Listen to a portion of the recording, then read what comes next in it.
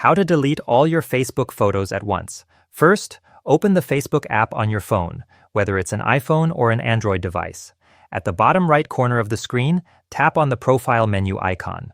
Next, tap your profile name to open your profile page. On your profile page, tap the three dots located beside the Edit Profile button. From the list that appears, choose Activity Log. Inside the activity log, scroll down and find your Facebook activity.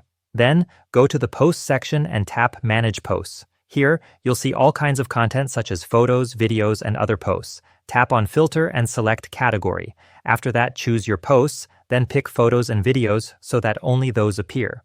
At the top of the screen, you'll notice an option labeled All. Tap it to select every photo and video. Once everything is selected, you'll see the option to either archive or move to trash. Tap Trash, and when the confirmation pop-up appears, click Move to Trash to delete all the selected photos and videos. And that's it. All your Facebook photos are now deleted at once.